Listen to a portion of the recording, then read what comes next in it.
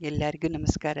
ನಾನಿವತ್ತು ಎರಡೇ ಬಾಳೆಕಾಯಿ ಇದ್ದರೆ ಸಾಕು, ಅದರಿಂದ ಸಾಂಗ್ ಅಂತ ಒಂದು 5 ನಿಮಿಷದಲ್ಲೇ ರೆಡಿ ಮಾಡ್ಬೋದು. ಆ ಥರದ್ದನ್ನು ತೋರಿಸ್ತಾ ಇದ್ದೀನಿ. 2 ಬಾಳೆಕಾಯಿ ತೊಗೊಂಡಿದ್ದೀನಿ ಮತ್ತು 2 ಈರುಳ್ಳಿ ತೊಗೊಂಡಿದ್ದೀನಿ.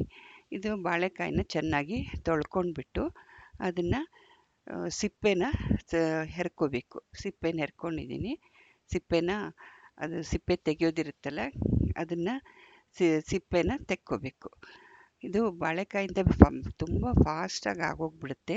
ಅನ್ನಕ್ಕೆ ಬೇಕಾದ್ರೂ ಕಲಿಸ್ಕೋಬೋದು, ಸೈಡ್ ಡಿಶ್ ಆಗಿ ಬೇಕಾದ್ರೂ ಚಪಾತಿಗೆ ಎಲ್ಲ ಮಾಡ್ಕೋಬೋದು. ಈಗ ನೋಡಿ, ಬಾಳೆಕಾಯಿ ಸಿಪ್ಪೆ ಎಲ್ಲ ತೆಕ್ಕೊಂಡಾಗ್ಬಿಟ್ಟಿದೆ. ಈಗ ಅದನ್ನು ಸಣ್ಣಗೆ ಹೆಚ್ಕೋತಾ ಇದ್ದೀನಿ. ಇಷ್ಟು ಸೈಜ್ ನೋಡಿ, ಇಷ್ಟು ಸೈಜ್ಗೆ ಹೆಚ್ಕೋಬೇಕು. ಸುಮಾರು ಇಷ್ಟು ಸೈಜ್ ಬರುತ್ತೆ. ಅಷ್ಟು ಸೈಜಿಗೆ ಹೆಚ್ಕೊಂಡ್ರೆ ಸಾಕು. 2 ಬಾಳೆಕಾಯ್ದು ಹೆಚ್ಕೊಂಡು ಇಟ್ಟಿದ್ದೀನಿ ನಾನು. ಈಗ ನೀರು ಹಾಕಿಬಿಟ್ಟು, 1-2 ಲೋಟ ನೀರು ಹಾಕಿಬಿಟ್ಟು ಅದನ್ನು ಬೇಯಿಸ್ಕೊತಾ ಇದ್ದೀನಿ. ಡೈರೆಕ್ಟಾಗಿ ಬೇಯಿಸ್ಕೊತಾ ಇದ್ದೀನಿ. ಹಾಗೆ ಬೇಯಿಸ್ಕೊಂಡು ಇಟ್ಕೋತಾ ಇದ್ದೀನಿ. ಇವಾಗ ನಾನು ಈರುಳ್ಳಿನೂ ಸಣ್ಣಗೆ ಇದು ಮುಚ್ಚಳ ಮುಚ್ಚಿಬಿಟ್ಟು ಇಡ್ತಾ ಇದ್ದೀನಿ. ಇವಾಗ ಈರುಳ್ಳಿನೂ ಸಣ್ಣಗೆ ಕಟ್ ಮಾಡ್ಕೋಬೇಕು. ನಾವು ಮಾಮೂಲಾಗಿ ಯಾವುದು ಎಲ್ಲದಕ್ಕೂ ಕಟ್ ಮಾಡ್ತೀವಲ್ಲ, ಹಾಗೆ ತುಂಬ ಸಣ್ಣದು ಬೇಡ, ತುಂಬ ದೊಡ್ಡದು ಬೇಡ. 2 ಈರುಳ್ಳಿನ ಕಟ್ ಮಾಡ್ಕೊಂಡಿದ್ದು ಇಷ್ಟು ಪೀಸಸ್ ಬಂದಿದೆ. ಇವಾಗ ಮಸಾಲೆಗೆ ನಾನು ಒಂದು 5-6 ಬಾಡಿಗೆ ಮೆಣಸಿನ್ಕಾಯಿ, ಒಂದು 5 ಗುಂಟೂರು ಮೆಣಸಿನ್ಕಾಯಿ, ಒಂದು ಗೋಲಿ ಗಾತ್ರದಷ್ಟು ಹುಣಸೆ ಹಣ್ಣನ್ನು ತೊಗೊಂಡಿದ್ದೀನಿ, ಒಂದು ಅರ್ಧ ಸ್ಪೂನ್ ಅಕ್ಕಿ ಹಿಟ್ಟು. ಇದಿಷ್ಟನ್ನು ರುಬ್ಬಕ್ಕೆ ಮಿಕ್ಸಿನಲ್ಲಿ ಹಾಕ್ಕೋಬೇಕು. ಸ್ವಲ್ಪ ಒಂದು ನಮಗೆ ಎಷ್ಟು ನೀರು ಬೇಕೋ ಅಷ್ಟು ಹಾಕ್ಕೊಂಬಿಟ್ಟು ಸ್ವಲ್ಪ ನೈಸಾಗಿ ರುಬ್ಕೋಬೇಕು. ಹುಣಸೆಹಣ್ಣು, ಒಣಮೆಣಸಿನ್ಕಾಯಿ ಎಲ್ಲನೂ ಹಾಕಿಬಿಟ್ಟು ಸ್ವಲ್ಪ ನೀರು ಹಾಕ್ಕೊಂಬಿಟ್ಟು ಅದನ್ನು ಮಿಕ್ಸಿ ಮಾಡಿ ಇಟ್ಕೋಬೇಕು. ಅದು ನೋಡಿ, ಈ ಥರ ನೈಸಾಗಿ ರುಬ್ಕೊಂಡಿದೆ.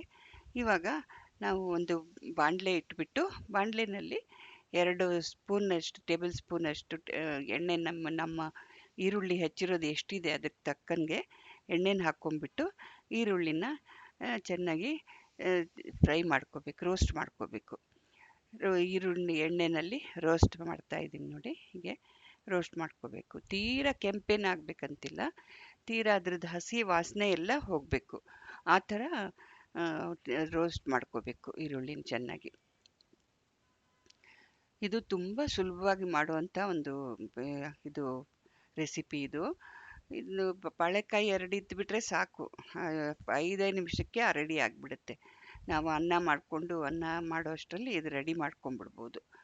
ಅಷ್ಟು ಸುಲಭವಾಗಿ ಮಾಡ್ಕೊಳ್ಳೋಂಥದ್ದು. ಯಾಕಂದರೆ ಬಾಳೆಕಾಯಿ ಬೇಗ ಬಂದುಬಿಡುತ್ತೆ.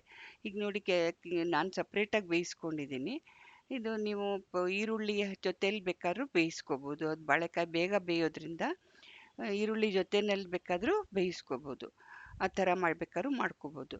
ಈ ಥರ ಇವಾಗ ನಾನು ರುಬ್ಬಿರೋ ಮಸಾಲೆ ಹಾಕಿಬಿಟ್ಟು ಅದಕ್ಕೆ ಉಪ್ಪು ಹಾಕಿಬಿಟ್ಟು ಚೆನ್ನಾಗಿ ಕೊತ ಕೊತ ಅನ್ನಿಸ್ತಾ ಇದ್ದೀನಿ. ಎಲ್ಲ ಮಿಕ್ಸ್ ಮಾಡ್ಕೊಂಬಿಟ್ಟು ಚೆನ್ನಾಗಿ ಕೊತ ಕೊತ ಅಂತ ಮಾಡ್ಕೋಬೇಕು, ಕುದಿಸ್ಬೇಕು ಅದನ್ನು. ಆವಾಗ ಚೆನ್ನಾಗಿ ಎಲ್ಲ ಮಸಾಲೆ ಜೊತೆಲಿ ಮಿಕ್ಸ್ ಆಗಿ ಬರುತ್ತೆ. ನೋಡಿ, ಈ ಥರ ಮಿಕ್ಸ್ ಮಾಡ್ಕೊಂಡು ಚೆನ್ನಾಗಿ ಮಾಡ್ಕೋಬೇಕು. ನಂದು ಇದ್ರದ್ದು ಹೆಸರೇ ನಂದು ಸಿಂಪಲ್ ಕುಕ್ಕಿಂಗ್ ಅಂತ ಹೇಳಿ. ಇದು ಸಿಂಪಲ್ಲಾಗಿ ಮಾಡುವಂಥ ಒಂದು ಇದು ಈ ತರಕಾರಿಯಿಂದ ಮಾಡುವಂಥ ಒಂದು ರೆಸಿಪಿ ಇದು. ನೋಡಿ, ಇವಾಗ ಚೆನ್ನಾಗಿ ಕುದೀತಾ ಇದೆ. ಸುಮಾರು ಒಂದು 2 ನಿಮಿಷ ಚೆನ್ನಾಗಿ ಒಟ್ಟಿಗೆ ಎಲ್ಲ ಮಿಕ್ಸ್ ಆಗೋ ಹಾಗೆ ಕುದಿಸ್ಕೊಂಡ್ಬಿಟ್ಟು, ಮತ್ತೆ ಎಲ್ಲ ಗಟ್ಟಿ ಆಯಿತು ಅಂತಂದಮೇಲೆ ಗ್ಯಾಸ್ ಆಫ್ ಮಾಡ್ಕೊಂಡ್ಬಿಡ್ಬೋದು. ಈಗ ಇದು ರೈಸ್ ಮಾಡಿದ್ರೆ ರೈಸ್ಗೂ ಬೇಕಾದ್ರೆ ಸೈಡಲ್ಲಿ ಹಾಕ್ಕೊಂಡ್ಬಿಟ್ಟು ಊಟ ಮಾಡ್ಬೋದು. ಚಪಾತಿಗೆ ಬೇಕಾದ್ರೂ ಹಚ್ಕೊಂಡು ತಿನ್ನೋದಕ್ಕೆ ಮಾಡ್ಕೋಬೋದು, ಮುದ್ದೆಗೂ ಯಾವುದಕ್ಕೆ ಬೇಕಾದರೂ ಆಗುತ್ತೆ. ಇದು ನನ್ನ ಚಾನಲ್ಗೆ ದಯವಿಟ್ಟು ಸಬ್ಸ್ಕ್ರೈಬ್ ಮಾಡಿ. ಏನಾದರೂ ಕಮೆಂಟ್ಸ್ ಇದ್ದರೆ ಹಾಕಿ. Thank you. ಧನ್ಯವಾದಗಳು. ನೋಡಿ ಎಷ್ಟು ಚೆನ್ನಾಗಾಗಿದೆ. ಧನ್ಯವಾದಗಳು.